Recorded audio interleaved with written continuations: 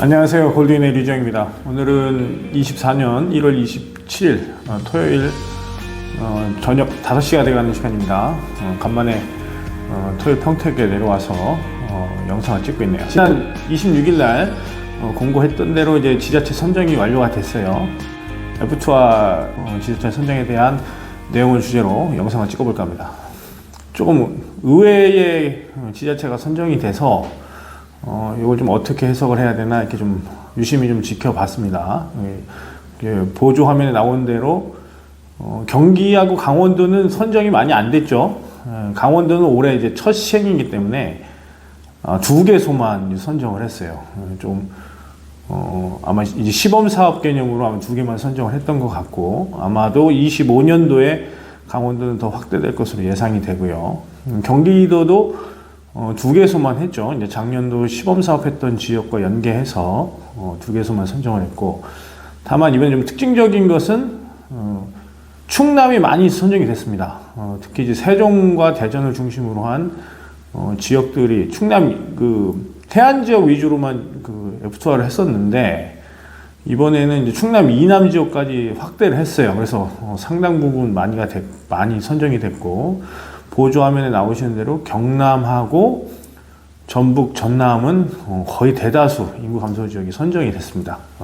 대구하고 부산도 올해는 선정이 똑같이 됐죠. 뭐 전 지역은 아닙니다만 구별로 이제 선정이 돼 있는데, 3개에서 4개로 광역시에 이제 구도 선정이 돼서 이제 뭐 광역시에도 인구 감소 지역으로는 뭐 작년에도 했습니다만 올해 들어갈 수 있다, 이렇게 판단을 하셔야 될 거고, 다만 이제 광역시에 대한 이 서비스 코드는 좀 한정적일 것 같아요.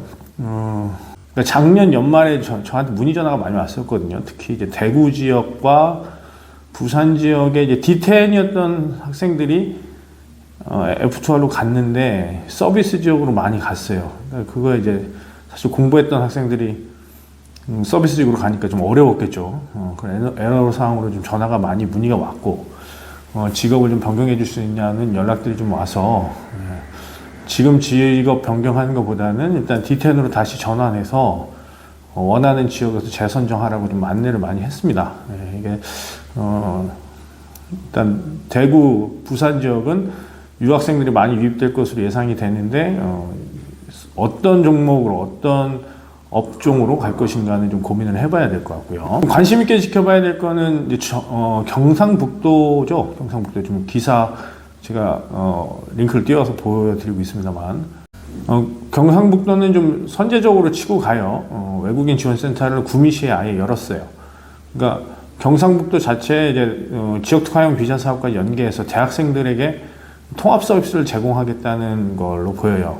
그러면 제가 볼 땐 경북 지역의 이 손모델로 아마도 이제 광역도는 다 비슷한 형태로 외국인 지원센터를 운영하려고 하겠죠. 특히 지역에 있는 유학생들과 연계돼서 취업까지 좀 연계해서 타 지역으로 빠져나가지 않도록 움직이는 건데, 경상북도가 좀 선제적으로 잘 움직이는 것 같습니다. 좀 선조치를 잘하는 것 같고, 그렇다면 이제 F2R 비자를 유학생들이 D2나 D10 학생들이 지역 내에서 비자 전환하는 데는 좀 다소 유리할 것 같고요. 반대로 이제 F2R 사업을 전문적으로 하고 있는 행정사나 직업상담사 같은 분들은 조금 타격이 있겠죠. 왜냐면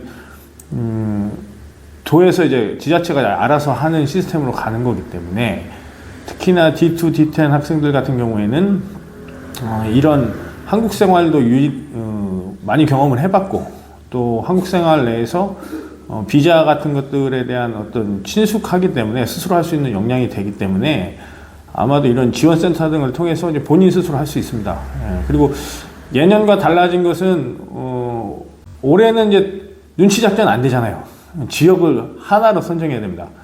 2개, 3개 넣을 수가 없기 때문에 결국에는 이런 지원센터를 통해서 자기가 원하는 지역의 회사를 컨택하기가 앞으로 더 쉬워질 것 같아요. 그렇게 봤을 때는 이런 경북의 구미의 외국인 지원센터의 어떤 모델은 향후 다른 광역시에도 좋은 모델이 될 것이다, 이렇게 저는 조심스럽게 판단을 해봅니다.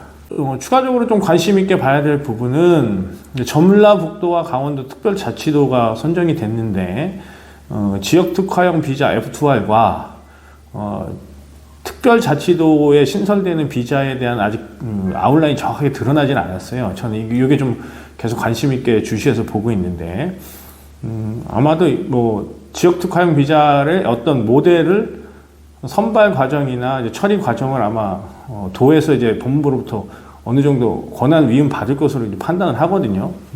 신설되는 비자로 할 것이냐, 아니면 지역 특화형 비자로 할 것이냐 이렇게 보는데 강원도가 이번에 2개소로밖에 안 했기 때문에 지역 특화형 비자와 연계된 자치도 비자는 아닌 것으로 일단 판단해 볼 수가 있고요. 그렇다면 전라북도나 강원도는 새로운 형태의 비자가 아마 추진될 것으로 보입니다. 그게 이제 법무부에서 어느 정도 협의가 돼서 새로운 형태의 비자가 될 것인지. 아마도 이게 이제 법무부는 이제 한글 우선이기 때문에 한글이 안 되는 인원들에 대한 국내 지역 유입에 대해서는 좀 보수적인 입장이란 말이에요. 근데 각 지자체에서는 이제 한글이 우선이 아니고 인력 수급이 우선이다 보니까 해외에서 송출해서 오는 인력에 대한 비자 신설을 검토하고 있는 것으로 제가 알고 있습니다. 그렇기 때문에 이게 어느 정도 선에서 서로 상호 협력적인 관계로 결론이 날 것인가, 이거는 추이를 좀 지켜봐야 될 것 같고요.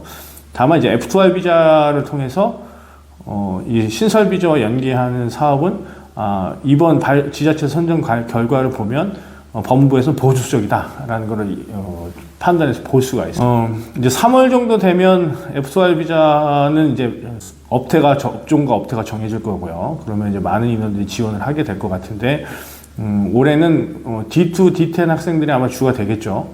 다만 이제 일부 이제 희망하는 인원들은 이제 E9이나 E7에서 바로 가길 원하기도 하고 지원해서 바로 가기를 원하기도 하는데 정책을 결정할 사안은 아닙니다만 25년도의 그 정책 방향과 봤을 때 올해는 후반기에 TO가 부족하더라도 개방적인 사안에서 E9을 풀어줄 것 같지는 않습니다. 작년에 이제 시범을 위해서 데이터를 위해서 이제 시범 사업으로 한번 진행을 해본 것이고 이번에 지침들이 내려오는 것들을 보면 대체로 분석이 잘 돼 있기 때문에 파격적인 시행은 좀 보수적인 관점에서 보고요. 다만 이제 눈치 작전을 했던 모 국가나 모 지역이 좀 많았었죠. 그 부분은 또 이번에 완전히 정리가 됐기 때문에 지역에 따른 어떤 눈치 작전 형태의 경쟁적인 지원은 좀 사라질 것이고, 다만 이제 안정적인 업태, 또 자기가 공부했던 업종, 경력들을 좀 살려서 해당 지역으로 가는 것을 좀 검토해 봐야 될 때가 아닌가 이렇게 생각이 듭니다. 이 영상 보시는 그 외국인분들에게 좀 주의사항을 좀 말씀을 드리면, F2R 직업 매칭할 때, 자격이 없는 분들을 통해서 직업 상담 받는 거에 대한 유의사항을 좀 주의하셔야 돼요. 그 과도한 수수료도 제가 볼 때 현재 좀 문제가 좀 있고, 이 부분에 대해서 주의를 좀 당부를 드리고, 적법한 절차에 의거해서 직업을 선택하시고 비자를 전환하시길 영상을 빌어서 권유를 드리겠습니다. 저희도 뭐 F2R 준비를 하고 있습니다. 전국적으로 저희도 지금 업망을 갖추고 있고, 저희는 특히나 이제 직업 상담사와 직업 소개소 하고 뭐 네트워크가 다 돼 있기 때문에 사실 전국망으로 사실 인력 수급이 좀 가능한 상황인 거죠. 저희도 이제 업종과 업태가 정해지면 이제 저희 쪽으로 문의 오시는 분들에게 안정적으로 제공을 해드리도록 그렇게 노력을 하겠습니다. F2R 및 지역 특화형 비자 사업의 안정적인 체계 정착과 외국인 분들의 안정적인 한국 생활을 기원하면서 오늘 영상을 마무리하도록 하겠습니다. 끝까지 시청해주셔서 감사합니다. 지금까지 골드윈의 류재영이었습니다. 감사합니다.